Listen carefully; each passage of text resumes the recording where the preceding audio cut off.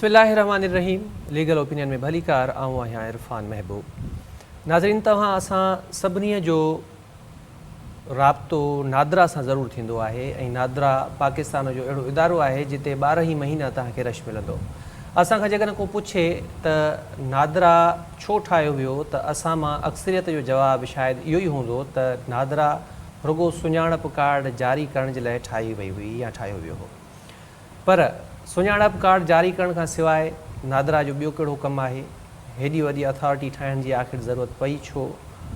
उनखां अलावा पाकिस्तान में ॿार खे हंज वठण जो क़ानून छा आहे, उनजी क़ानूनी हैसियत कहिड़ी आहे, ऐं हंज वठण खां पोइ जेके मिल्कियतुनि जा मामला हूंदा आहिनि, जेके रत जे रिश्तनि में हूं त डिवाइड थींदा आहिनि, पर जेकॾहिं को माण्हू कंहिं ॿार खे हंज वठे थो, एडॉप्ट करे थो, त छा मिल्कियतुनि वारो क़ानून उन ॿार ते बि लागू थींदो? तलाक खां पोइ ज़ाल मुड़ुस में ॿारनि जी हवालगी जा जेके डिस्प्यूट थींदा आहिनि, उहे बि अॼोके प्रोग्राम में असीं डिस्कस कंदासीं। रियाज़ हुसैन गोराई साहिबु एडवोकेट आहिनि हाई कोर्ट जा, गच अरसे खां प्रैक्टिस पिया कनि, असांखे अॼु वक़्तु ॾिनो अथनि, स्टूडियो में जॉइन कयो अथनि। रियाज़ साहिबु अस्सलाम वालेकुम। सभ खां पहिरियां तव्हांजी महिरबानी, तव्हां असांखे वक़्तु ॾिनो। रियाज़ साहिबु, सभ खां पहिरियां त असांखे इहो ॿुधायो त हीअ नादरा आहे छा? असांजो आम माण्हू नथो ॼाणे नादरा छा आहे। सही, वॾी महिरबानी। बिस्मिल्लाहिर्रहमानिर्रहीम। पहिरियां त तव्हांजो शुक्रिया अदा कंदुमि, तव्हां मूंखे इनवाइट कयो हिन अहम टॉपिक ते ॻाल्हाइण जे लाइ पंहिंजे चैनल में। एक्चुअली नादरा इस्टेब्लिश थी थ्रू ऑर्डिनेंस 2000 में। जनरल मुशर्रफ साहब जो जॾहिं दौर हुयो, that was he was that president, तॾहिं उहो इस्टेब्लिश थियो त जेको बि मुल्क में जेके बि असांजा आबादी रहे थी उनजो हिकिड़ो डेटा कलेक्ट करे ऐं रिकॉर्ड जेको आहे सो हिकिड़ी जाइ ते कंपाइल कयो वञे। पोइ उन तहत ई जेको सो उन्हनि जो जेको सो आबादी जे हिसाब सां उनजी जेका सा अकाउंटेबिलिटी बि थींदी आहे, अकाउंट बि उन ते तहत थींदा आहिनि, ऐं ॿियूं फैसिलिटीज़ जेके फर्दर जेके गवर्नमेंट प्रोवाइड कंदियूं आहिनि त उहे बि उन तहत ॾेई सघनि। बहरहाल उन्हनि शुरूआति त पंहिंजे CNIC जे थ्रू कई, त पहिरियां उन्हनि ऑर्डिनेंस जारी करे ऐं शिनाख्ती कार्ड उतां इशू थींदा हुया। माना जेको 2000 खां अॻु में मैनुअल सिस्टम हुयो CNIC जारी करण जो, 2000 में इनखे डिजिटलाइज़ कयो वियो नादरा जी सूरत में। एग्जैक्टली ईअं ई आहे। अच्छा, हाणे असां मां अक्सरियत त इहो ई ॼाणनि था त नादरा शायदि सुञाणप कार्ड जारी कंदो आहे, छाकाणि त असांजो घणे भाङे जेको नादरा सां तालुक़ु रहियो आहे या नादरा ऑफिसनि में जेको वञणु रहियो आहे, उहो रुगो इन जे करे थींदो आहे त असांखे सुञाणप कार्ड ठाराइणो हूंदो आहे। सुञाणप कार्ड जारी करण खां सवाइ नादरा जा ॿिया कहिड़ा फंक्शन्स आहिनि? ॾिसो, सुञाणप कार्ड खां पोइ अमेंडमेंट्स कुझु आयूं आहिनि जॾहिं 2000 खां पोइ। 2000 खां पोइ मतिलबु 3 सालनि में। एग्जैक्टली। ऑर्डिनेंस जॾहिं जारी थियो उन खां पोइ वक़्तन फ़वक़्तन अमेंडमेंट्स इन में ईंदियूं रहियूं आहिनि मुख़्तलिफ़ टाइम खां पोइ। उन में उन अमेंडमेंट्स में कुझु नवां सर्टिफिकेट्स या नयूं फैसिलिटीज़ या नयूं सर्विसिस उन्हनि गवर्नमेंट जेको सो लॉन्च कयूं थ्रू दी नादरा। उन में खोड़ सारा हुया। त पहिरीं जेका 10A जे तहत आई, त उन में 3 साल पुराणो जेको रेवेन्यू रिकॉर्ड हुयो उहो बि नादरा सां कनेक्टेड कयो वियो ऐं उनजो रिकॉर्ड जेको सो उते सेव कयो वियो। हालांकि रेवेन्यू रिकॉर्ड जेको आहे उहो तव्हांजो रेवेन्यू डिपार्टमेंट मां ई मिलंदो, पर उन जो कनेक्शन जेको आहे नादरा में हूंदो आहे। उनजी जेका बि ईअं सम्झो त उनजो रिकॉर्ड हूंदो आहे उहो सॼो सेव उते नादरा वटि थियल हूंदो आहे। हाणे रेवेन्यू रिकॉर्ड बि उन में अची थो वञे। उन खां पोइ वरी उन में डोमिसाइल बि जेके असांजा स्टूडेंट्स पास करे था अचनि, माण्हुनि जा जेके रेजिडेंट आहिनि उनजो डोमिसाइल आहे, PRC आहे, इहे बि उन्हनि सां कनेक्ट कया विया नादरा सां गॾु। उनजो बि रिकॉर्ड उन्हनि में मौजूदु आहे। उहे वक़्तन फ़वक़्तन पोइ उहे बि उन्हनि खे सर्विसिस प्रोवाइड थींदियूं वयूं। पर जेके बि डॉक्यूमेंट्स मुख़्तलिफ़ डिपार्टमेंट्स जा आहिनि उहे निकिरंदा उतां ई उन्हनि डिपार्टमेंट्स मां, लेकिन उहे कनेक्टेड कया विया नादरा सां गॾु, ऐं उनजो सॼो रिकॉर्ड नादरा सां गॾु ई हूंदो। छो जो उन्हनि जो हर हिकु माण्हू जो, हर हिकु औरत जो, हर नौजवान या ओल्ड एज जेको माण्हू आहे उनजो बि सॼो रिकॉर्ड उन में मौजूदु हो। उहो उन सां कनेक्टेड कया वेंदा CNIC सां। अच्छा, हीअ रुगो 3 साल पुराणो रिकॉर्ड या करंटली जेको रेवेन्यू जो रिकॉर्ड आहे उहो बि कनेक्टेड आहे नादरा सां या उते उनखे? ही एक्चुअली ईअं हुयो जो 3 साल पुराणे ताईं हू विया, त 3 साल जेको बिफोर तव्हां रिकॉर्ड खणंदो त उन में जेको कुझु बि हुयो उहो हुननि सेव कयो। हाणे उन्हनि 3 सालनि खां पोइ 31 साल पोइ हिते नथा वञी सघनि। 30 सालनि खां पोइ खणो जीअं मिसाल जी ॻाल्हि आहे अमेंडमेंट आई 2002 में बि अची वई हुई ही जेका डोमिसाइल वारी या जेके PRC वारियूं आहिनि या लैंड रेवेन्यू वारो आहे 2007 ताईं बि अची वियूं उहो 3 साल जेकॾहिं पोइ खणूं था त 1900 मुंहिंजे ख़्याल में 80 ताईं असां वञूं था पिया हाणे 1980 खां पोइ नथा वञी सघूं छो जो पोइ कुझु रिकॉर्ड अवेलेबल हुयो कुझु न हुयो बहरहाल उहो पोइ खां रिकॉर्ड वठी करे टिल नाउ अञा ताईं उहो रिकॉर्ड मेंटेन थींदो थो अचे वक़्तन फ़ वक़्तन। अच्छा अक्सर ईअं थींदो आहे त CNIC में मिस्टेक्स हूंदियूं आहिनि कॾहिं नालो ग़लति लिखिजी वेंदो आहे कॾहिं फादर जो नालो ग़लति लिखिजी वेंदो आहे कॾहिं एड्रेस में इशू हूंदो आहे त कॾहिं वरी जिन्स तब्दील थी वेंदी आहे हाणे जेकॾहिं अहिड़े क़िस्म जूं ग़लतियूं थियनि थियूं त पोइ आम शहरीअ खे या जेको माण्हू उन में मुतासिर थिए थो उनखे छा करणु घुरिजे? ॾिसो इन में त पहिरियां त आउं हिकिड़ी नंढड़ी सलाह ॾींदुमि पंहिंजनि जेके व्यूअर्स आहिनि या जेके असां प्रोग्राम ॾिसनि था त छो जो हर माण्हू जो हींअर राब्तो नादरा सां आहे ई आहे उनजो कमु उन्हनि में पवे ई पवे थो जेको कुझु बि तव्हां ठारायो त पहिरियां उनखे रिव्यू कयो जेको हू फॉर्म फिल कनि था या जेको तव्हां पंहिंजी डेटा ॾियो था उन्हनि खे छो जो बिफोर फाइनलाइज़ जॾहिं हू कंदा आहिनि त उनखां पहिरियां हू पढ़ाईंदा आहिनि पर घणा माण्हू उन्हनि खे चई करे हलिया था वञनि पोइ जॾहिं ठही वेंदो आहे त पोइ खणणु ईंदा आहिनि पर बहितर इहो आहे जो 5 मिंट ॿिया लॻंदा तव्हां उनखे पढ़ी वठो त आया किथे का ग़लती त आहे त कान छो जो बजाए जो फर्दर टाइम ज़ाया थिए तव्हां हिकिड़ो दफ़ो पूरी डेटा ॾिसी वठो ख़ैर हाणे उन खां पोइ जॾहिं इहे शयूं करेक्शन जूं या ग़लतियूं या ही जेका असां डेट ऑफ बर्थ आहे डेट ऑफ ईयर आहे या नाला चेंज थी था वञनि उनजो हिकिड़ो सिंपल तरीक़ो हूंदो त एप्लीकेशन त पहिरियां नादरा में ॾिबी आहे त असांजो हीउ जेको सो ग़लति लिखिजी आहे बराए महिरबानी हिनखे चेंज कयो वञे अगरि हू उन ते कंप्लाइंस कनि था हालांकि आहे उनजी ज़िमेदारी हू पंहिंजो रिकॉर्ड प्रीवियस बि ॾिसंदा ऐं करंट बि ॾिसी करे उनखे चेंज करे सघनि था उन एप्लीकेशन खे कंप्लाइंस करे अदरवाइज़ उहो अगरि नथा कनि त तव्हां कोर्ट खे रिजू करे सघो था सिविल कोर्ट्स में जेके नादरा जा मैटर्स ॾिसंदा आहिनि उन में तव्हां हिकिड़ी पिटीशन फाइल करे सघो था नादरा जे ख़िलाफ़ु त मुंहिंजो ही रिकॉर्ड आहे हिन तहत मुंहिंजो नालो ही आहे मुंहिंजे वाले साहब जो नालो ही आहे या मुंहिंजो एज या ईयर जेको आहे सो ही आहे जी बिल्कुलु उहो आहे त इन तहत ही ग़लति लिखिजी आहे बराए महिरबानी कोर्ट को अहिड़ो ऑर्डर करे जेको असांजो उहो चेंज थी वञे पोइ कोर्ट जे ज़रिए बि उहे डिक्रीज़ पास थींदियूं आहिनि ऑर्डर पास थींदा आहिनि नादरा खे ॿुधी करे सॼो रिकॉर्ड ॾिसी करे उन खां पोइ वरी नादरा उन ते करेक्शन कंदी आहे फर्स्ट रेमेडी त नादरा आहिनि कहिड़ा ग्राउंड्स आहिनि इहो असीं खणी चऊं त डेट ऑफ बर्थ में जेकॾहिं मिस्टेक थी वेंदी आहे त कहिड़ियूं उहे ज़रूरी शयूं असां वटि हुजणु खपनि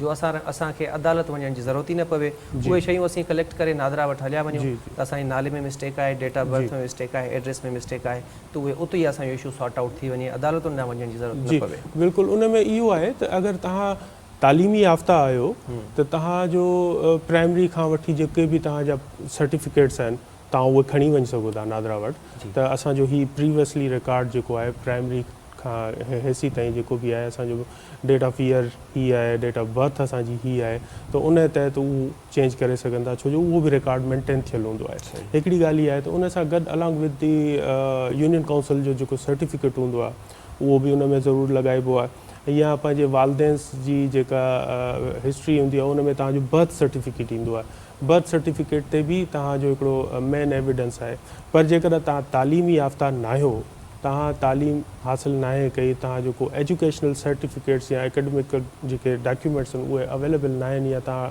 कई कान्हे तालीम हासिलु त पोइ तव्हां यूनियन काउंसिल जो रेज़िडेंट सर्टिफिकेट उन में बि डेट ऑफ ईयर अची वेंदी आहे ॿियो डेट ऑफ बर्थ सर्टिफिकेट उन में बि डेट ऑफ बर्थ अची वेंदो आहे सो उन तहत बि तव्हां जेको सो वञी सघो था ऐं उहे एविडेंस ॾेई करे नादरा खे ॾेखारे सघो था त असांजो ही प्रीवियस जेको आहे सो डेट ऑफ बर्थ आहे त उन में अच्छा इन में सर हिकिड़ी शइ आऊं बि हिन में एड करणु चाहींदुसि त थींदो ईअं आहे जीअं तव्हां ॿुधायो प्राइमरी जो सर्टिफिकेट या बर्थ सर्टिफिकेट माण्हू वठी वञी सघे थो हाणे कॾहिं कॾहिं ईअं थींदो आहे हिकिड़ा माण्हू जेके मैट्रिक पास आहिनि या इंटर पास आहिनि उहे बि प्राइमरी जो सर्टिफिकेट या डेट ऑफ बर्थ खणी हलिया वेंदा आहिनि त असांजो जेको डेट ऑफ बर्थ आहे उहा तब्दील थी वई आहे ऐं अकॉर्डिंग्स टू प्राइमरी सर्टिफिकेट असांजी डेट ऑफ बर्थ ही आहे उनखे करेक्ट कयो वञे त इन बाबति सुप्रीम कोर्ट जी हिकिड़ी जजमेंट आहे जंहिंमें सुप्रीम कोर्ट इहो करार ॾिनो हो त जेकॾहिं अहिड़े का माण्हू जी डेट ऑफ बर्थ में का गड़बड़ आहे त हू मैट्रिक सर्टिफिकेट जी बुनियाद ते जेको बोर्ड इशू करे थी,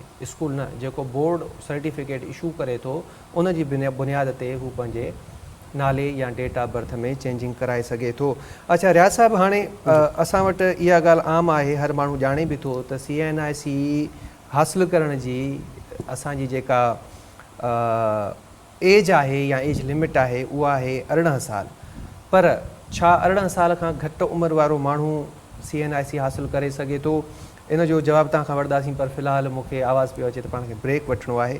सो ब्रेक जो टाइम थियो आहे, कुराई साहिबु ब्रेक वठंदासीं। नाज़रीन, ब्रेक खां पोइ ॿीहर मिलूं था।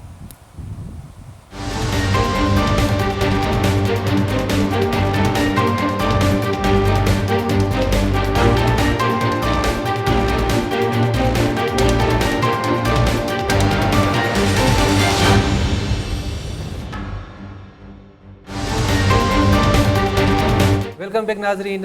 रियाज़ कोराई साहब, ब्रेक खां अॻु में पाण ॻाल्हि पे कई त छा 18 साल खां घटि उमिरि वारो माण्हू शनाख़्ती कार्ड, सुञाणप कार्ड या CNIC कार्ड जंहिंखे असीं चऊं उहो हासिलु करे सघे थो? जी बिल्कुलु सही। हाणे उहो बि अची वियो आहे त तव्हां जेको पंहिंजो हिकिड़े महीने जो ॿार बि जेको आहे उन खां 17-18 सालनि ताईं जेको बि इन विच में को ॿारु आहे या जेको बि माण्हू आहे, छोकिरो छोकिरी, उनजो बि CNIC ठहे थो। ऐं उहो गवर्नमेंट जेको आहे सो 2014 में बि अनाउंस कयो, पर इहा तक़रीबन 2020 ताईं उनजी कंप्लाइंस शुरू थी वई। त इहा सिर्फ़ु इन जे करे हुननि कयो त जेके माण्हू ॿाहिरि वीज़ा जे लाइ अप्लाई कनि था, इमिग्रेशन जे लाइ कनि था, त उन जा जेके ॿार आहिनि उन्हनि खे कहिड़े तहत रिकॉर्ड में आंदो वञे या उहे उन ख़ानदान नंबर सां कीअं उनखे जोड़ियो वञे। हिकिड़ी ॻाल्हि त इहा हुई। ॿी ॻाल्हि इन में इहो त जेके ॿार स्टूडेंट्स आहिनि त उन्हनि खे स्टूडेंट स्क्वाड बि इहो चइबो आहे, जेके मैच्योरिटी एज खां बिफोर हूंदा आहिनि उन्हनि खे इहो कार्ड ठाहे ॾेई सघनि था CNIC जो। ऐं थर्ड उनजी इन में इहो फ़ाइदो हूंदो त जेके ॿारनि जा अॼुकल्ह बैंक अकाउंट्स खुलनि था पिया, जंहिंमें माइनर्स अकाउंट्स जंहिंखे चइबो आहे, उन में अगरि ॿारनि जी का ख़र्ची या के वालदेन उन में पैसा जमा कराइनि त उहे कराए सघनि था। उहो उन ॿार जो पंहिंजो अकाउंट हूंदो। तो उन तहत इहे CNIC जो कॉन्सेप्ट रखी करे ॿारनि जो CNIC ठाहियूं। पर उहो जॾहिं 18 सालनि जी एज में अची वेंदो त उनखे पोइ इहो नेशनलिटी ID कार्ड ठही मिलंदो। अच्छा, बाक़ी हूअ जेको कार्ड हूंदो उनखे छा असां बे फार्म चऊं या को अञा उन ते को धार नालो आहे? न, उनखे तव्हां बे फार्म सां कनेक्ट करे सघो था, छो जो उहो हूंदो ई ॿारनि जो आहे, पर उहो उनखे बि CNIC माइनर अकाउंट चवंदा आहिनि। अच्छा जी। CNIC साईं केरु हासिलु करे सघे थो? माना शर्त कहिड़ा आहिनि? हाणे हिकिड़ो माण्हू फ़र्ज़ु कयो अफ़गानिस्तान मां अचे, हिते एप्लीकेशन ॾेई छॾे त मूंखे CNIC ॾियो, जी, त उहे शर्त कहिड़ा आहिनि? केरु वठी सघे थो CNIC पाकिस्तान में? ॾिसो, हिकु त जेके असां रेज़िडेंट आहियूं फ्रॉम द फोर फादर, जेके असां हिते रहंदड़ आहियूं, हिकु त 18 सालनि जी एज असांजी कंप्लीट थी वञे त we are the eligible for the CNIC। हिकिड़ी ॻाल्हि थी आहे त जेका कॉमन आहे, सभिनी खे ख़बर आहे। बाक़ी जेके ओवरसीज़ पाकिस्तानी अचनि था या एब्रॉड खां अचनि था, कहिड़े बि मुल्क खां अचनि था, अफ़गानिस्तान हुजे, ईरान हुजे या नेबर कंट्रीज़ जेके असांजूं आहिनि इन्हनि समेत इंडिया हुजे या जेके बि, उहे थ्रू दी इंटीरियर मिनिस्ट्री खां उहे पंहिंजी जेको सो पंहिंजी शनाख़्त उते रिकॉर्ड कराईंदा आहिनि। पंहिंजो रिकॉर्ड जेको आहे सो खणी ईंदा आहिनि, उन ते उते एप्लीकेशन ॾींदा आहिनि। उन खां पोइ जॾहिं उतां अप्रूवल मिलंदी आहे देन उहे पोइ नादरा ऑफिस, छो जो ही फेडरल अथॉरिटी आहे, त उहो नादरा बि उन्हनि सां कनेक्टेड हूंदी आहे, त पोइ उन्हनि जो CNIC ठही सघे थो। अदरवाइज़ हू डायरेक्ट अची CNIC नथा ठाराए सघनि जेसि ताईं उन्हनि खे नेशनैलिटी नथी मिले असांजी पाकिस्तान। माना अबनि ॾाॾनि जो पाकिस्तानी हुजणु शर्त आहे। एग्ज़ैक्टली। जेकॾहिं को माण्हू पाकिस्तानी न आहे त उनखे फेडरल गवर्नमेंट CNIC ॾेई सघे। जी जी, ईअं ई सही? बिल्कुलु। अच्छा, हाणे ॿाहिरि मुल्कनि में ईअं हूंदो आहे त जेकॾहिं हितां पाकिस्तान मां को माण्हू वञे थो अमेरिका या यूरोप में, ऐं उते कंहिं औरत सां शादी करे थो त हुनखे उतां जी नेशनलिटी मिली वेंदी आहे। जी। पाकिस्तान में छा अहिड़े क़िस्म जो कानून आहे त हिकिड़ो ॿाहिरियों माण्हू उहो पाकिस्तान में जेकॾहिं कंहिं पाकिस्तान जी औरत सां शादी करे थो त उनखे छा पाकिस्तानी नेशनलिटी मिली वेंदी? ॾिसो, असां पाकिस्तानी जेको आहे उहो इस्लामिक कंट्री आहे। सही। ऐं जेके असां यूरोप में वञूं था त उहे इस्लामिक कंट्रीज़ न आहिनि, उन जा पंहिंजा रूल्स एंड रेगुलेशन्स आहिनि। असांजे इस्लाम में 4 शादियूं जाइज़ आहिनि, पर यूरोपियन कंट्रीज़ में जेके अंग्रेज़ आहिनि उते उहे शादी जो कॉन्सेप्ट किथे आहे किथे न आहे बि, पर उते 4 शादियुनि जो कॉन्सेप्ट कोन्हे को। सो उतां जी जेका नेशनैलिटी आहे हासिलु करण जे लाइ ऐं असांजी नेशनैलिटी हासिलु करण जे लाइ ॾींहुं राति जो फ़र्क़ु आहे।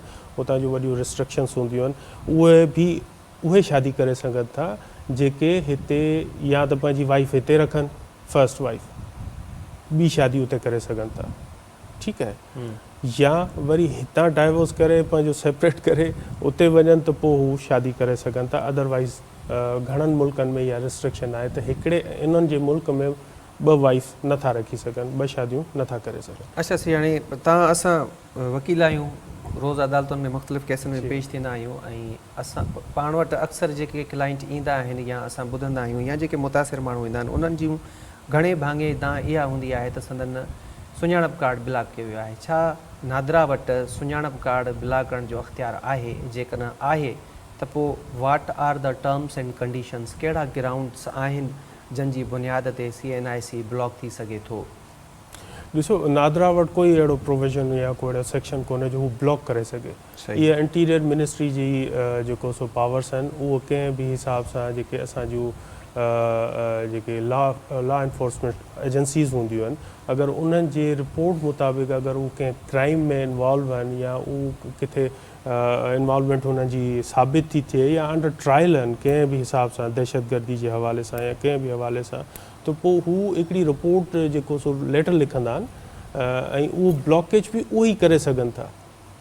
नादरा जो इहो को प्रोविज़न कोन्हे। नादरा सिर्फ़ु रिकॉर्ड मेंटेन कंदो आहे ऐं उन जा सर्टिफिकेट्स इशू कंदो आहे। चेंजिंग्स आहिनि उहे बि नादरा वटि आहिनि, पर हू ब्लॉक नथो करे सघे। ब्लॉक्स जेको आहे से इंटीरियर मिनिस्ट्री जेका हूंदी आहे, प्रोविंशियल हुजे या फेडरल गवर्नमेंट जी हुजे, उहे करे सघनि था। उन्हनि जो ई कोर्ट जूं डायरेक्शन्स हुजनि, जी, या त कोर्ट जूं डायरेक्शन हुजनि, बिल्कुलु एग्ज़ैक्टली ईअं ई आहे। अच्छा, रिसेंटली नादरा खे इहो बि अख़्तियार ॾिनो वियो आहे त हू सक्सेशन सर्टिफिकेट ऐं लेटर ऑफ एडमिनिस्ट्रेशन जारी कंदी। असां पंहिंजे हिकिड़े प्रोग्राम में लेटर ऑफ एडमिनिस्ट्रेशन ऐं सक्सेशन सर्टिफिकेट खे थोरो डिस्कस कयोसीं, पर टाइम एतिरो न हुयो जो उनखे डिटेल में असां खणी वञूं। हाणे छाकाणि त नादरा ते असीं ॻाल्हायूं पिया, उहो टॉपिक आहे असांजो, त सक्सेशन सर्टिफिकेट ऐं लेटर ऑफ एडमिनिस्ट्रेशन ते बि तव्हां खां डिटेल में पुछंदासीं। इन खां पहिरियां जो असां वञूं त सक्सेशन सर्टिफिकेट जारी कीअं थींदो आहे, लेटर ऑफ एडमिनिस्ट्रेशन जे लाइ कहिड़ियूं कहिड़ियूं शयूं आहिनि जेके नादरा वटि खणी वञणियूं पवंदियूं। असांखे सभ खां पहिरियां इहो ॿुधायो त सक्सेशन सर्टिफिकेट छा आहे ऐं लेटर ऑफ एडमिनिस्ट्रेशन छा आहे, कहिड़ियुनि सूरतुनि में असां इन्हनि मामलनि में पवंदासीं? ॾिसो, सक्सेशन ऐं लेटर ऑफ एडमिनिस्ट्रेशन आहे हिकिड़ो ई शइ, पर उन में थोरो चेंजिंग आहे। सक्सेशन आहे त तव्हां का शइ हासिलु कयो, ठीकु आहे, ऐं लेटर ऑफ एडमिनिस्ट्रेशन आहे त तव्हां उन कंहिं प्रॉपर्टी, चाहे उहो मूवेबल हुजे या मूवेबल प्रॉपर्टी हुजे, उन ते तव्हां मतिलबु उनजो इख़्तियार हासिलु कयो, not for sale, not for getting, पर उन जो सिर्फ़ु इख़्तियार तव्हां हासिलु करे सघो था। त इहा तव्हांजे अंडर सुपरविजन उहा हली सघे थी। उन में नादरा खे ई जेको सो लेटर ऑफ एडमिनिस्ट्रेशन या सक्सेशन सर्टिफिकेट जो इख़्तियार ॾिनो वियो हो, पर हाणे उहो बि कोर्ट ऑर्डर जे थ्रू ई थिए थो। जेसिताईं कोर्ट ऑर्डर नथी करे तो तेसिताईं नादरा बि उन शइ खे। अच्छा, ईअं असीं चई सघूं था त सक्सेशन सर्टिफिकेट ऐं लेटर ऑफ एडमिनिस्ट्रेशन बेसिकली जेके आहिनि, या जॾहिं असां इन प्रोसेस में वञूं था, बेसिकली इन्हनि जो मक़सदु इहो आहे to consider the legal heirs of deceased. माना जेकॾहिं को माण्हू फोत थी थो वञे, उन जी जेकॾहिं का मूवेबल प्रॉपर्टी आहे, मूवेबल प्रॉपर्टी में पैसा अची था वञनि, कारूं अची थियूं वञनि, या ॿी अहिड़ी काई बि शइ जेका मूव करे सघिजे, उहा प्रॉपर्टी जेका मूव थी सघे, उन जे लाइ असीं सक्सेशन सर्टिफिकेट, बिल्कुलु ईअं आहे, सेविंग सर्टिफिकेट्स हूंदा आहिनि, बिल्कुलु अक्सर ईंदा आहिनि, गोल्ड हूंदो आहे उन में, इमूवेबल जी ऐं इमूवेबल प्रॉपर्टीज़ जेके आहिनि उन्हनि जे लाइ असांखे लेटर ऑफ एडमिनिस्ट्रेशन वठिणो पवंदो आहे। बेसिकली इन्हनि में डिटरमाइनेशन थींदी आहे त कहिड़ा कहिड़ा लीगल हेयर्स आहिनि इन जा, ऐं उन सर्टिफिकेट या लेटर ऑफ एडमिनिस्ट्रेशन जी बुनियाद ते जेका प्रॉपर्टी हूंदी आहे उहा ट्रांसफ़र थींदी आहे या डिलीवर थींदी आहे उन जे लीगल हेयर्स। जी बिल्कुलु। अच्छा, हाणे शुरूआती तौर ते असांखे वञिणो पवंदो नादरा में लेटर ऑफ एडमिनिस्ट्रेशन ऐं सक्सेशन सर्टिफिकेट जे लाइ। उतां जेकॾहिं रिजेक्ट थी थो वञे मामिलो, हाणे उन जा बि शर्त आहिनि। हाणे कॾहिं कॾहिं ईअं थींदो आहे त फिंगर प्रिंट्स जेके आहिनि उहे मैच न थींदा आहिनि, या को माण्हू ओवरसीज़ आहे, ओवरसीज़ जो बि ऑनलाइन अटॉर्नी जो सिस्टम आहे, ऑनलाइन वेरिफिकेशन जो सिस्टम आहे, पर कॾहिं कॾहिं थंब जो इशू ईंदो आहे, या जेकॾहिं को लीगल हेयर माइनर आहे। माइनर जो मतिलबु आहे अंडर 18 जेकॾहिं को आहे त पोइ उन सूरत में नादरा उन मामले खे डिक्लाइन कंदी आहे, या वरी जेकॾहिं अथॉरिटी सम्झे थी त हीअ जेको डिस्प्यूट आहे, हीअ जेको प्रॉपर्टी जो मैटर आहे, it should be decided by competent court of jurisdiction, त हीअ मामिलो उन सूरत में डिक्लाइन थी वेंदो आहे ऐं डिक्लाइन थियण खां पोइ उहा जेका कॉम्पिटेंट कोर्ट हूंदी आहे उते इहो ईंदो आहे। शुरूआती फीस बि आहे इन में, असां जॾहिं सक्सेशन सर्टिफिकेट लाइ वेंदासीं या लेटर ऑफ एडमिनिस्ट्रेशन लाइ वेंदासीं 25,000 ताईं जा सभु शायदि फीस आहे हिन जी। उन खां पोइ असां कोर्टुनि ॾे वेंदासीं। अच्छा सर, हाणे हीअ त मामिलो थी वियो। हाणे पाकिस्तान में हिकिड़ो अहम मामिलो आहे, मूंखां त इन जे बाबति सुवाल थींदा रहंदा आहिनि ऐं माण्हू इन में त काफ़ी मुंझारे जो शिकार बि हूंदा आहिनि। ऐं त पाकिस्तान में ॿार खे अडॉप्ट करण जो, जंहिंखे असीं चऊं ॿार खे हंज वठण जो तरीक़ेकार आहे, इस्लाम में त मूं ॿुधो आहे या मुंहिंजी जेका हल्की फुल्की हिन ते रिसर्च आहे त शायदि इजाज़त नथो ॾिए या उनखे शरई हैसियत हासिलु न आहे, पर कानून में ॿार खे एडॉप्ट करण जी छा हिकु लीगल वैलिडिटी आहे? जी बिल्कुलु, असां वटि कानून आहे एडॉप्शन जो, ऐं उन में असांजो शरई कानून बि उन में ॾसे थो त केरु अगरि कोई यतीम आहे या अहिड़ो को ॿारु आहे लावारिस या जंहिंजो को माउ पीउ आहे या गुम थियल आहिनि या कुझु बि आहे, त हू बिल्कुलु बेसहारा आहे, त उन खे कोई बि पर्सन जेको जंहिंखे अलाह साईं नवाज़ियो हुजे उहो उनखे एडॉप्ट करे सघे थो। एडॉप्शन जे लाइ उन जा हिकिड़ा कुझु तरीक़ेकार हूंदा आहिनि, कुझु फॉर्मेट्स हूंदा आहिनि, एफिडेविट्स हूंदा आहिनि गवर्नमेंट जे थ्रू, उहो बि असां डायरेक्टली करे सघूं था। जीअं असां वटि हिते ईदी फाउंडेशन आहे, त उन में खोड़ सारा लावारिस ॿार उते पलजनि पिया था, उन्हनि मां बि खोड़ सारा असांजा पाकिस्तान जा जेके फैमिलीज़ आहिनि, जिन जेके बे औलादी आहिनि या जेके ॿार एडॉप्ट करणु चाहिनि था वेलफेयर जे हवाले सां, त उहे उते वञी करे उहो कुझु कानूनी जेके दस्तावेज़ आहिनि उहे पूरा करे ऐं उहो एडॉप्शन करे सघनि था। ऐं उन खां पोइ वरी इहो जेको आहे सो गार्जियन वार्ड्स जे अंदरि 1890s जी जेका एक्ट आहे उन तहत बि कोर्ट में वञी करे हुन ॿार खे जेको सो एडॉप्ट करे ऐं उनजो गार्जियनशिप जो जेको सो ऑर्डर वठी सघनि था। पोइ उन में जेका बि कस्टडी हूंदी आहे उन ॿार जी, उहा उन जी हूंदी आहे, उन सॼी वेलफेयर, खाधो पीतो या उनजी रहाइश, उनजो कपिड़ो, उनजी सॼी एजुकेशन, उहो सॼो उन जी ज़िम्मेदारी हूंदी आहे। उहो पोइ वरी उन जी पंहिंजी जेका FRC हूंदी आहे, फैमिली रजिस्ट्रेशन सर्टिफिकेट हूंदो आहे, उन में बि उनजो इंदिराज थींदो आहे थ्रू नादरा, ऐं उहो उन ॿार जो बि बे फार्म ठहंदो आहे। उन जेके एडॉप्ट कंदा आहिनि उनखे, उहो एज़ अ उन जा पेरेंट शो थींदा आहिनि। सो इहो तरीक़ेकार आहे असां वटि। अच्छा सर, इहे हिकिड़ियूं ख़बरूं आम जाम तव्हां रोज़ जी बुनियाद ते तक़रीबन अख़बार में अचनि थियूं त फलाणी जाइ तां ताज़ो ॼावल ॿारु असांखे हथु आयो आहे। हाणे जेकॾहिं का इलाइक़े में अहिड़ो को वाक़ियो थिए थो ऐं को हिकिड़ो माण्हू उन ॿार खे एडॉप्ट करणु चाहे या उन माण्हू खे ई को माण्हू वञे थो रस्ते तां, उन ॾिठो भर में हिकिड़ो ताज़ो ॼावल ॿारु पियो आहे ऐं हू उनखे खणी थो वठे, हाणे हू उनखे कीअं एडॉप्ट करे? ॿाराड़ी में न ईदी फाउंडेशन्स आहिनि, न ई वरी अहिड़े क़िस्म जा इदारा आहिनि, त हू जेकॾहिं इन समूरे मामले खे लीगलाइज़ करणु चाहे, एडॉप्ट करणु चाहे, हंज वठणु चाहे, त हू कीअं वठी सघे थो? हिकु त लीगली मामलनि जी माण्हुनि खे ख़बर न हूंदी आहे, हू वठी छॾींदा आहिनि, पर लीगली इन खे कीअं जेको आहे सो असीं प्रोटेक्ट करे सघूं था जो अॻिते हली असां उनखे पंहिंजी FRC में बि शामिलु करायूं? ॾिसो, उनजो हिकिड़ो बहितरीनु तरीक़ो इहो आहे त जेकॾहिं तव्हांखे को अहिड़ो ॿारु मिले थो रोड ते या अहिड़े प्लेस ते, त पहिरियां तव्हां जेको जुरिस्डिक्शनल जेका पुलिस स्टेशन आहे, तव्हां उन में उनजी इंफॉर्मेशन ज़रूरु ॾींदो त मूंखे हीउ ॿारु मिलियो आहे ऐं हिते पियो हुयो, हिन हालत में पियो। पोइ उनजी हिकिड़ी मेडिकल सर्टिफिकेट बि ठहंदो आहे, मेडिकल हुनजो हिकिड़ो ॾींदा आहिनि।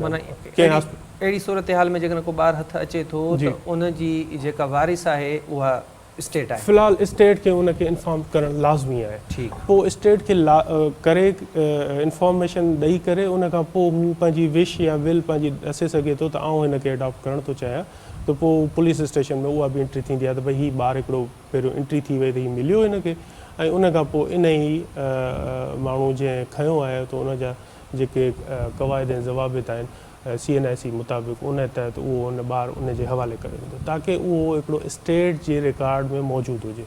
फर्स्ट स्टेट जेका आहे उनजी गार्जियन थींदी आहे, देन कोई बि हुनखे गार्जियनशिप न कंदी। अच्छा, हाणे हिकिड़ो माण्हू आहे उन शादी कई कोन्हे का, पर हुनखे ईअं ॿारु मिली वियो, हुन स्टेट खे इतला ॾिनो, स्टेट जे थ्रू ॿारु हुन वटि अची वियो त ठीकु आहे, एफिडेविट वग़ैरह ॾिए थो, मां हिनखे पालींदुसि कंदुसि।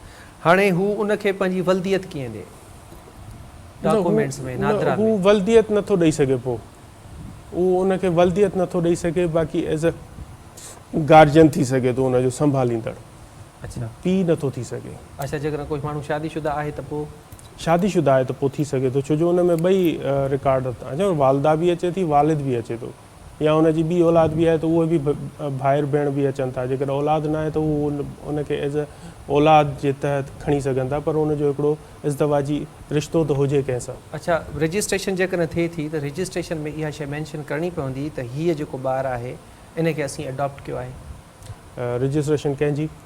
ॿार जी असीं रजिस्ट्रेशन करायूं था हा हा नादरा में, जी जीअं असीं पंहिंजा ॿार कराईंदा जी आहियूं, जी जी त नादरा में जेकॾहिं असीं रजिस्ट्रेशन करायूं था त उन में छा इहो ॼाणाइणु ज़रूरी आहे त हिन ॿार खे असीं हंज वरितो आहे?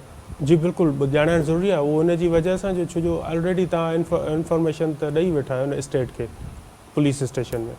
ठीकु आहे, ठीकु आहे, उहा पुलिस जी जेका रिपोर्ट हूंदी उहा बि तव्हांखे अटैच करणी पवंदी, एनेक्स करणी पवंदी उन फॉर्म में, त हीअ असां इंफॉर्मेशन ॾिनी आहे ऐं हीअ असांखे ॿारु हिते मिलियो ऐं असां मुंहिंजो नालो हीअ आहे, मुंहिंजो वालिद साहिब जो नालो हीअ आहे, मुंहिंजो शनाख्ती कार्ड हीअ आहे, ऐं एज़ अ गार्जियन हिनखे अडॉप्ट करणु थो चाहे, पोइ उहो हुन एडॉप्शन में अची वेंदो, पोइ देन बे फॉर्म में अची वेंदो, पोइ वालदेन जी हुनजी अची वेंदी। ठीकु आहे कुरैशी साहिबु, इन मामले ते ई मुंहिंजा 2-3 सुवाल ॿिया बि आहिनि, पर हिते नंढड़ी साई जो वक़्तु थियो आहे। नाज़रीन, ब्रेक वठूं था, ब्रेक खां पोइ ॿीहर तव्हांजी ख़िदमत में हाज़िर थींदासीं। Stay with us.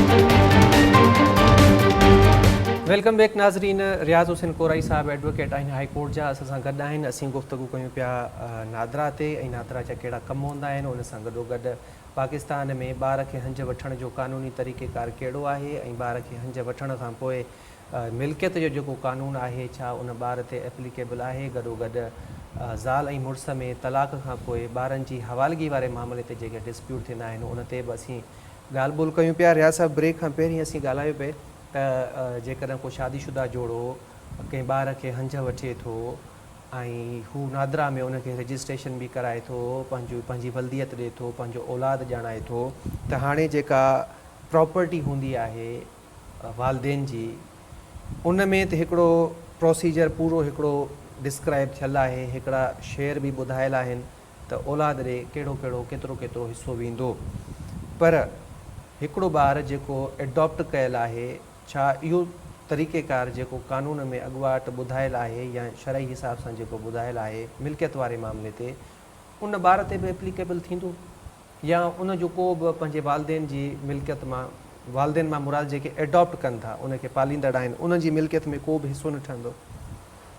न, उनजो हिसो थिए थो, पर as compare to JK real उन जा चिल्ड्रन्स आहिनि जी, उन खां हाफ ते हलियो वेंदो आहे। अगरि छोकिरी आहे त उनजो जेको असांजे शरई हिसाब सां शेयर थिए थो 1/3 जेको बीहे थो, उनजो बि हाफ थो थिए, एडॉप्टेड ॿार जी ॻाल्हि थो कयां। ऐं जेकॾहिं पुटु आहे त उनजो जेको 50% हूंदो आहे उनजो बि हाफ थी थो वञे उनजो, पर उनखे उहो औलाद वारो 100% कोन थो मिले, उनजो हाफ थो मिले। डिप्राइड करे सघिजे थो उन ॿार खे उन राइट खां?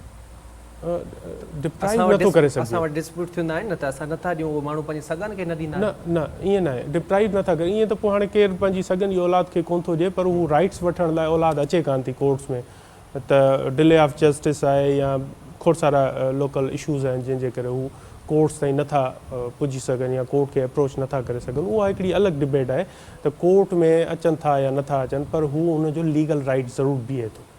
अच्छा, हाणे इहो त थियो शादीशुदा जोड़ो जेको प्रॉपर्टी वठे थो, जी सॉरी जेको ॿार खे एडॉप्ट करे थो ऐं उनजी प्रॉपर्टी में शेयर ठहे थो, जी एडॉप्टेड ॿार जो। जी पर हिकिड़ो माण्हू आहे जंहिं शादी ई न कई आहे ऐं उहो कंहिं ॿार खे एडॉप्ट करे थो, अॻिते हली उहो फोत थी थो वञे, त उनजी प्रॉपर्टी में छा हुन ॿार जो हिसो ठहंदो? न, उनजो हिसो कोन थो थिए। रजिस्ट्रेशन में वल्दियत बि नथो ॾे न, अकॉर्डिंग टू लॉ, जीअं तव्हां ॿुधायो। जी बिल्कुलु, उनजो लीगली राइट कोई कोन थो बीहे उनजी प्रॉपर्टी में। हा, बल्कि इहो थी सघे थो जंहिं उनखे पंहिंजे कस्टडी में वरितो उहो एज़ अ पंहिंजी का बि प्रॉपर्टी उनखे एज़ अ गिफ्ट करे ॾेई सघे थो त भई ही या अहिड़ी विल जेका वसियत हूंदी आहे उन में बि हू ॾेई सघे थो त मुंहिंजी जेका मिल्कियत आहे या जेको मूं वटि आहे मां ही जेको ॿारु जेको पालियो आहे त उहो सॼी उनजी आहे उन थ्रू उहो वञी सघे थो बाक़ी उन जेको लीगल राइट नथो पीए। अच्छा, वसियत ते साईं छा 100% अमल थींदो आहे? छो जो असां वटि रवाज ईअं आहे न, हिकिड़े माण्हू खे 5 पुट आहिनि, हू वसियत ठाहे थो वञे त बाबा मुंहिंजो जेको आख़िरी पुटु आहे या 3 नंबर पुटु आहे उनखे मां पंहिंजो एतिरो हिसो ॾियां थो। हाणे पोइ उहो भले 4 जेके ॿार अथसि उन्हनि खां वधीक ॾिए, ऐं हिकिड़ी असां वसियत कयूं था उन ॿार जे बाबति जंहिंसां असांजो को ब्लड रिलेशन कोन्हे। त इन्हनि ॿिन्ही सरकमटेंसिस में विल जी इम्पोर्टेंट केतिरी आहे अकॉर्डिंग्स टू लॉ, उन ते केतिरो अमल थींदो? छो जो असां वटि तव्हां ॾिसो था त उनखे को एतिरो ख़ासि लेखे में नथो आंदो वञे, न ई वरी को एॾो रवाजु आहे। As a piece of evidence उहा विल जेका सा प्रोड्यूस करे सघिजे थी बिफोर द ऑनरेबल कोर्ट्स, अगरि उहो मैटर उन कोर्ट में अचे थो, कंहिं बि जुरिस्डिक्शनल कोर्ट में अचे थो इहा मैटर। बाक़ी जेको लीगल राइट्स आहिनि औलाद जा उहे उनखे ड्यू शेयर उनखे मिलंदो। ऐं विल वारी जेका ॻाल्हि आहे त उन में विल में सिर्फ़ु विल ते डिपेंड कोन था करे सघूं, पर उन विल जे तहत अगरि हू शइ कंहिं हिकिड़े औलाद खे वधीक थो ॾिए त उहो उनखे गिफ्ट ॾियणी पवंदी in shape of gift deed जंहिंखे चइबो आहे। गिफ्ट डीड जे तहत उहा प्रॉपर्टी हुनखे ॾिए त उहा लीगल वे में अची सघे थी। बाक़ी विश जेका आहे या विल आहे जेका वसियत आहे उहा असांजे शरई तहत मञी वञे थी ऐं चवंदा आहिनि त वॾनि खे हिकिड़ो एतिराम ॾिबो आहे, पर क़ानूनी हिसाब सां उन जी एतिरी इम्पोर्टेंस कोन्हे का। क़ानूनी हिसाब सां जेका औलाद जो ड्यू शेयर बीहे थो उनखे ओतिरो ई मिलंदो। ईअं चई सघूं था त जेका विल आहे जेका वसियत कजे थी उहा आहे ई थर्ड पार्टी जे लाइ। छो जो हाणे हिकिड़ो माण्हू आहे जेको फोत थी थो वञे, उनजी प्रॉपर्टी में त हुनजा जेके रियल किड्स आहिनि, चिल्ड्रन आहिनि, ॿार आहिनि, उन्हनि खे त उहो ई हिसो मिलणो आहे, उन में त वसियत जी ज़रूरत ई कान्हे। वसियत करे बि वञे थो त हिनखे हिसो न ॾिजो, त उनजी का लीगलिटी न आहे।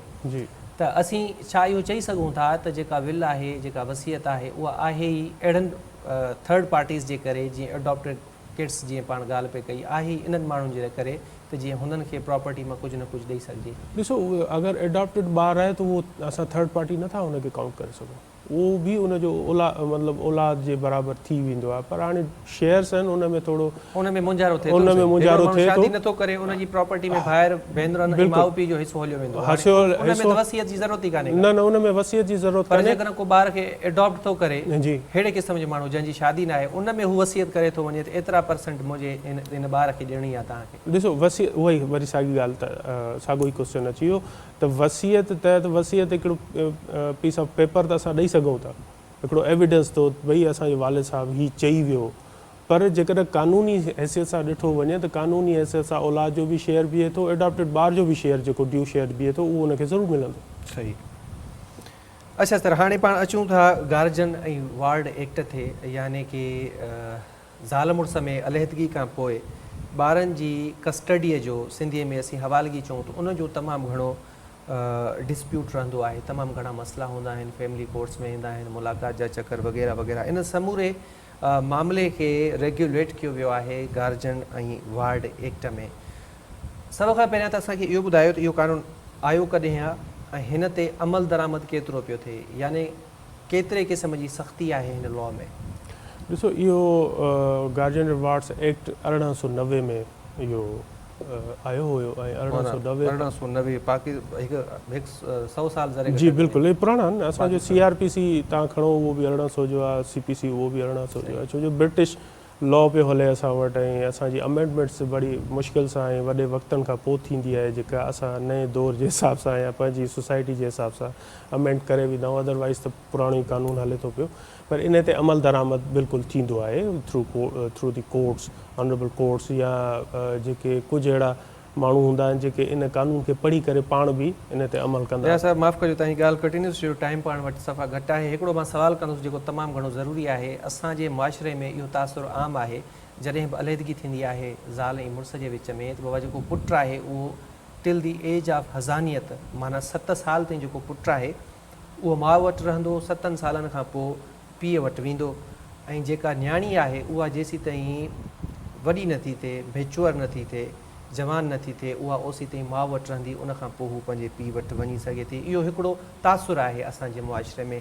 कानून छा थो चए ॿारनि जी हवालगी जे हवाले सां, या कहिड़ी शइ इम्पॉर्टेंट आहे जेका अदालतूं कंसीडर करे ॿारनि जी कस्टडी हैंडओवर कंदियूं आहिनि? ॾिसो, अदालत ऐं कानून कंसिडर कंदो आहे वेलफेयर जी, ॿार जी वेलफेयर, ॿियूं शयूं सभु जेके आहिनि से साइड ते, त वेलफेयर उन ॿार खे केरु बहितर नमूने सां पाले सघे थो। अगरि वालदा कमाए थी, उनजी प्रॉपर्टी एतिरी आहे, वेल ऑफ आहे जो हू उनजा फाइनेंशियली सॼा सभु अख़राजात खणी सघे थी, पोइ बि इहा वेलफेयर काउंटेबल आहे बिफोर द कोर्ट। अगरि उहा नथी करे सघे, उनजो हस्बैंड जेको उनजो पीउ आहे औलाद जो, उहो वेलफेयर उनजी करे थो, त उहो प्रायोरिटी उनखे ॾिनी वेंदी आहे। रहियो सुवाल हज़ानियत जो, जेसि ताईं ॿारु फीडिंग ते आहे त उनजो फर्स्ट राइट माउ जो हूंदो आहे। बाक़ी न्याणी आहे, न्याणी टिल देन मेच्योरिटी एज जेका 18 ईयर्स हूंदी आहे, ओसी ताईं माउ वटि चवंदा जेको सो रही सघे थी। अगरि माउ फोत थी वञे त उहो पंहिंजी नानी वटि वञी सघे थी, ॾाॾी वटि बि नथी वञी सघे, उहा हुनजी कस्टडी वठी सघे थी। पर इन दौरान वरी बि इहो ई साॻियो मसइलो अचे थो वेलफेयर जो। अगरि वेलफेयर पीउ खणे थो पियो त उहो वेलफेयर खे ॾिसी करे कोर्ट हुनजो ऑर्डर करे सघंदो। पर इहो डिपेंड्स अपॉन देयर सर्कमस्टेंसिस के आया उहो माहौल छा आहे, उन फैमिली जो बैकग्राउंड छा आहे, या कहिड़ा हालात आहिनि, त उन्हनि खे ॾिसी करे उहो डिसाइड थींदो आहे। केस जी नोयत ॾिसबी, केस जी नोयत ॾिसी करे, पर फर्स्ट प्रायोरिटी जेका हूंदी आहे वेलफेयर जी हूंदी आहे। माना इहा शइ ज़रूरी न आहे। फ़र्ज़ु कयो जेकॾहिं 7 सालनि खां पोइ वेलफेयर पुट जी माउ वटि आहे, उहा माउ वटि ई हुनजी कस्टडी रहंदी। न न वेलफेयर जी ॻाल्हि जी छो जो असां वटि हिकिड़ो तासुरु आहे न, त 7 सालनि खां पोइ पुटु हलियो वेंदो पीउ ॾे, ऐं न्याणी हली वेंदी 18 सालनि खां पोइ फादर ॾे। या वरी इहा बि हिकिड़ी आम ॻाल्हि आहे त जेकॾहिं माउ सेकेंड मैरिज करे थी त धीउ उन वटि नथी रही सघे, छाकाणि त पाकिस्तान में इस्लाम में काई बि औरत गैर महरम सां गॾु नथी रही सघे। पर असांजी अदालतुनि इहो बि कंसीडर कयो आहे त जॾहिं कंहिं माइनर जी वेलफेयर माउ वटि आहे, पोइ भले हुनजी ॿी शादी इहा ई छो न थियल हुजे, उनजी कस्टडी माउ जे हवाले कई वेंदी आहे। बहरहाल हीउ तमामु हिकिड़ो वॾो टॉपिक आहे। कोराई साहिबु, पाण वटि एतिरो टाइम न आहे जो पाण इन ते ॻाल्हाए सघूं। इनशाला कोशिशि कंदासीं त नेक्स्ट प्रोग्राम में हिकु भेरो ॿीहर तव्हांखे तकलीफ़ ॾियूं ऐं गार्जन ऐं वार्ड एक्ट ते तफ़सीली तव्हां सां गुफ़्तगू कयूं। गॾोगॾु ॿारनि जी शादी जा जेके मामलात आहिनि उन्हनि बाबति बि तव्हां खां पुछूं। नाज़रीन, असांजे प्रोग्राम जो वक़्तु पंहिंजी पुॼाणी ते पियो अचे। असीं कोशिशि कईसीं त मुख़्तसिर वक़्त में नादरा ऐं ॿिया जेके मामला असीं डिस्कस कया त उन बाबति तव्हांखे आगाही ॾियूं। अॼु कोई प्रोग्राम जो वक़्तु पंहिंजी पुॼाणी ते पियो अचे, असीं मोकिलाईंदासीं इन उमेद सां त असांजो अॼोको प्रोग्राम बि अव्हां लाइ ज़रूरु लाभायता साबित थियो हूंदो। मूंखे ॾींदा इजाज़त, इनशाला अॻे वारे हिकु ॿिए महिमान सां गॾु हाज़िर थिए पियो। ख़ुदा हाफ़िज़।